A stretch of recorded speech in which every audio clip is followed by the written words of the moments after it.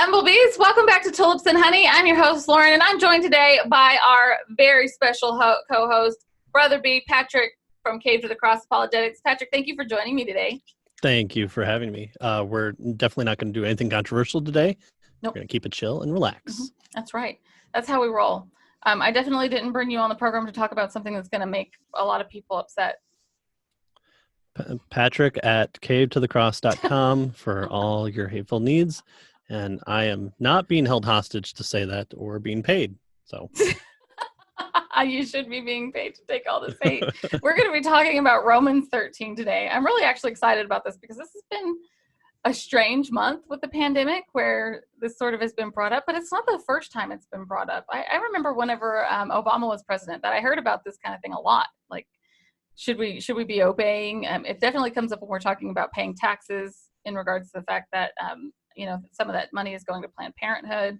So hopefully this will be helpful for even other people after we get out of this pandemic. If we ever get out of this pandemic, if we're ever allowed to go back out to the malls and movies, hopefully this will be even helpful then. So what do you think? Romans 13, why is this super important?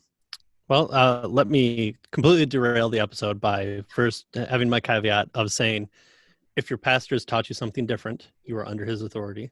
If there's something that is in disagreement, I am the one that's probably wrong in this.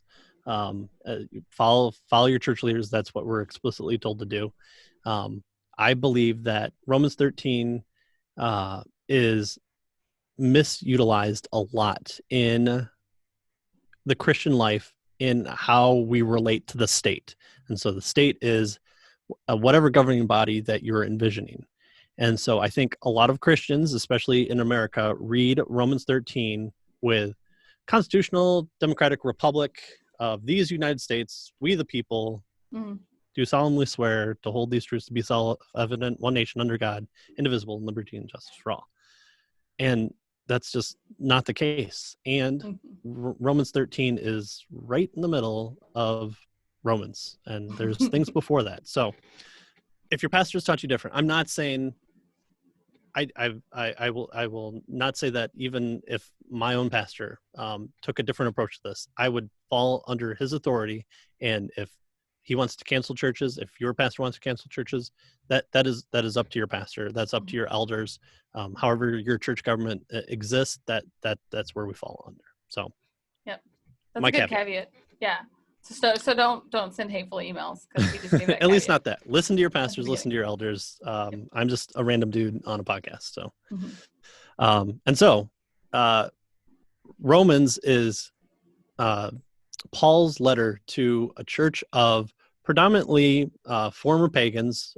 Probably there's probably an intermixing of some Jewish believers in there as well, and it's brilliantly written. I mean, going through, when I studied Romans 9, I was forced to go back to Romans 1 to get potential lead-ups of his argumentation that he builds upon and that he refers back to. And it seems like 12 is a little bit of the turning point of here's the big theology and here's what you do to it. And chapter 12 is where we have to start because, as Lauren has said previously, the chapter and verses aren't there. They're imaginary. They're nice little caveats for us to hang our hats on sometime and say, Ephesians 2, 8 through 2, 8 through 10. Always remember verse 10 in your 2 through 9. Add 10 because it's about good works. So those things are nice as a reference tool, but they're not there. And so when I see, I was in doing my research for this episode, I looked on YouTube of certain people. What are certain people's takes on this? And a lot of there's no lead up into 13. It's just, all right, let's start Romans 13. Here's what it means: be subject to your governing authorities. So that means be subject to the governing authorities. Do what the government says to do. Don't question it. Don't make a mess of things. You're a Christian. God has instituted the government that you fall under, and you must do what it says. Right. Great. Perfect. Nazis come about.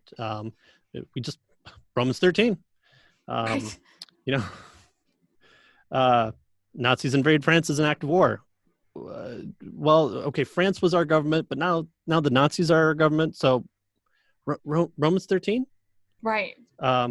State of Michigan says marijuana is legal, but the federal government says marijuana is illegal. Romans 13. Romans 13. That's a good example. I hadn't thought about Country that. becomes corrupt and no justice is being carried out. Ha, Romans 13. Romans 13. No justice. Romans 13. Oh, well, nothing to do. Can't do anything about it. Government soldiers come into your house, occupy it in a time of not war, take your food, rape your children. Romans 13. Romans 13. We don't have to think about it. Romans 13, folks. Romans 13. Covers so much. I didn't even know it. Yes. But it doesn't, does it? Except it starts in Romans 12.